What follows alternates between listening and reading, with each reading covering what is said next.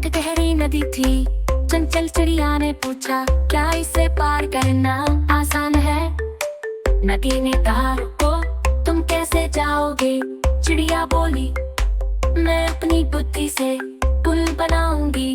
पुल बनाओ, पुल बनाओ, विचार मंथन करो, समाधान खोजो, पत्थर लकड़ी डोरी बांधो, पुल बनाओ, पुल बनाओ। चिड़िया बोली, लकड़ी लाओ, लेकिन उसका वजन भारी है, पानी बहुत तेज है, क्या परेशानी है? दोस्तों ने सलाह दी, टीम वर्क जरूरी है, सबने मिलकर पुल बनाया, अब नदी पार हो गई। पुल बनाओ, पुल बनाओ, विचार मंथन करो, समाधान खोजो, पत्थर लकड़ी डोरी बांधो, पुल बनाओ, पुल बनाओ। बच्चों सीखो, पुल बनाना विज्ञान का रहस्य है।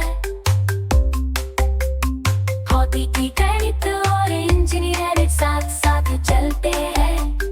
चीजों को तोड़ना, चीजों को समझना, नदी हो या समस्या, समाधान खोजो। पुल बनाओ, पुल बनाओ, विचार मंथन करो, समाधान खोजो, समस्याओं से मत डरो। पुल बनाओ, पुल बनाओ, कहानी का नैतिक यही है कि ज्ञान के साथ आगे बढ़ो, सोचो समझो काम करो, सपनों को साकार करो। Please like and subscribe to Soul Experience. Thank you.